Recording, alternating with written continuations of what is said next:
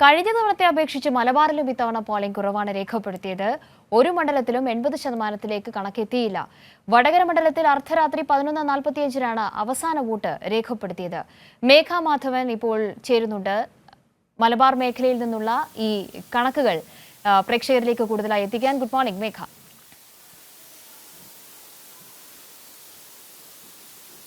Good morning Kavya. അർദ്ധരാത്രി വരെ നീണ്ട പോളിംഗിന്റെ കണക്കുകളെ കുറിച്ചാണ് നമ്മളിപ്പോൾ സംസാരിക്കുന്നത്. എങ്കിൽ പോലും പോളിംഗിൽ ഗണ്യമായൊരു കുറവ് അത് മറ്റെല്ലാ ഇടങ്ങളിലെ പോലെ തന്നെ മലബാർ മേഖലയിലും പ്രതിഫലിച്ചിട്ടുണ്ട്. എങ്ങനെ ഈ ഒരു നിമിഷം ഈ ഒരു ചിത്രത്തെ നമ്മൾ കാണണം?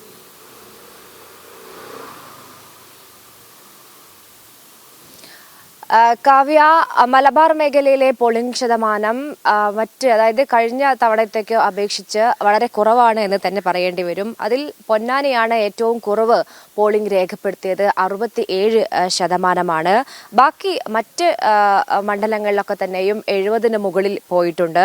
അതിൽ ഏറ്റവും കൂടുതൽ വടകര 77%, പാലക്കാട് 72, ആലത്തൂർ 72, മലപ്പുറം 71, കോഴിക്കോട് 75 പോളിംഗ് രേഖപ്പെടുത്തിയിട്ടുണ്ട്. വയനാട് എടുത്തു പറയേണ്ട മണ്ഡലമാണ്. 72 പോളിംഗാണ് വയനാട് 72% പോളിംഗാണ് വയനാട്ടിൽ രേഖപ്പെടുത്തിയിരിക്കുന്നത്. കാസർഗോഡ് 74%, കണ്ണൂർ 75 എന്നിങ്ങനെയാണ് അവസാന കണക്ക്.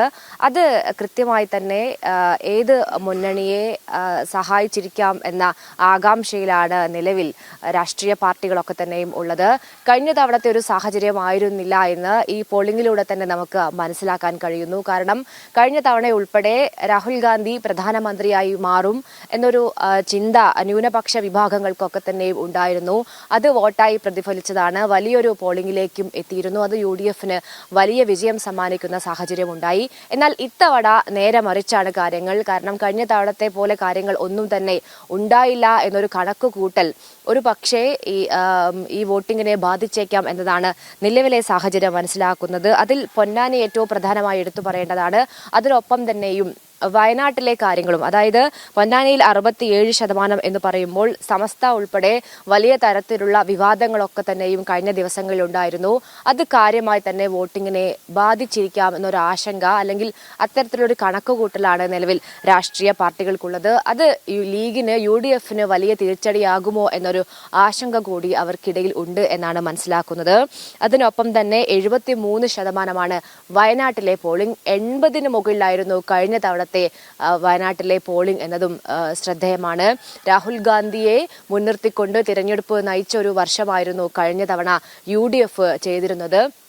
രാഹുൽ കേരളത്തിൽ കൊണ്ടുവന്ന് രാഹുൽ ഇഫക്റ്റ് ഉണ്ടാകും, രാഹുൽ പ്രധാനമന്ത്രിയാകും എന്ന തരത്തിൽ പ്രചാരണം നടത്തിയായിരുന്നു UDFന്റെ കഴിഞ്ഞ തവണത്തെ തെരഞ്ഞെടുപ്പ് പ്രചാരണം. പക്ഷേ അത് ഇത്തവണ ഏശിയില്ല എന്ന് വേണം ഒരുപക്ഷെ നമുക്ക് ഈ കണക്കിൽ നിന്ന് മനസ്സിലാക്കാൻ. കാരണം 73.26% എന്നതാണ് വയനാട്ടിൽ നിന്ന് ലഭിക്കുന്ന ഏറ്റവും അവസാനത്തെ കണക്ക്.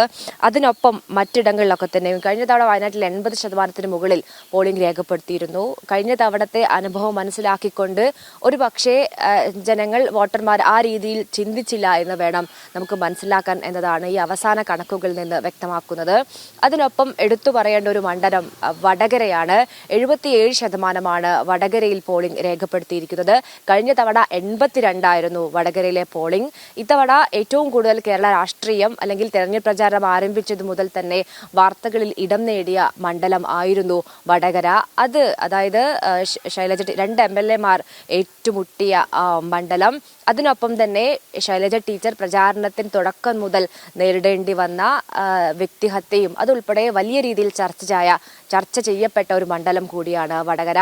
വടകരയിൽ 11:45 അതായത് ഇന്നലെ രാത്രി 11:45 അവസാന വോട്ട് രേഖപ്പെടുത്തിയത്.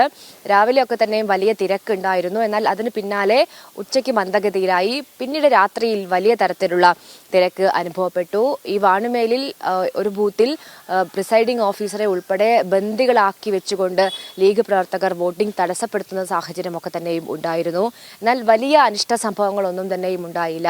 LDF പ്രവർത്തകരൊക്കെ തന്നെയും ബൂത്തിലെത്തിയതിനു ശേഷമാണ് ഈ ഓഫീസർമാരെ ബന്ദികളാക്കിയ ഓഫീസർമാരെ ലീഗ് പ്രവർത്തകർ മോചിപ്പിച്ചത്. പോലീസ് ഒക്കെ തന്നെയും സ്ഥലത്തെത്തി.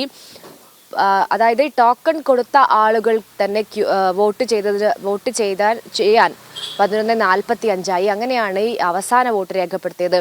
11:45 എത്തിയത്.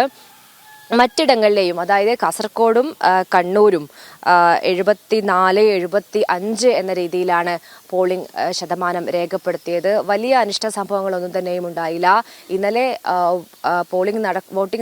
വോട്ടെടുപ്പ് നടക്കുന്നതിനിടെ നമ്മുടെ കാസർഗോഡ് റിപ്പോർട്ടർ സിജു കണ്ണന് നേരെ ആക്രമണം ലീഗ് പ്രവർത്തകർ അഴിച്ചുവിടുന്ന ഒരു സാഹചര്യം ഉണ്ടായത്. അതായത് കള്ളവോട്ട് റിപ്പോർട്ട് ചെയ്യാൻ പോയപ്പോഴായിരുന്നു സംഭവം. അത്തരത്തിൽ ചെറിയ രീതിയിലുള്ള അനിഷ്ട സംഭവങ്ങളാണ് ഈ മലബാർ മേഖലയിലൊക്കെ തന്നെയും ഉണ്ടായത്. ഏതായാലും പോളിംഗ് കുത്തനെ താഴ്ന്നത് ഏത് മുന്നണിയെ സഹായിക്കും എന്ന ആകാംക്ഷയിൽ തന്നെയാണ് നിലവിൽ രാഷ്ട്രീയ പാർട്ടികൾ ഉള്ളത്. കാവ്യ. ശരി മേഘ, താങ്ക് യു. എന്തായാലും മലബാർ മേഖലയിൽ നിന്നുള്ള സമഗ്ര വിവരങ്ങളാണ് മേഘ മാധവൻ പങ്കുവച്ചത്.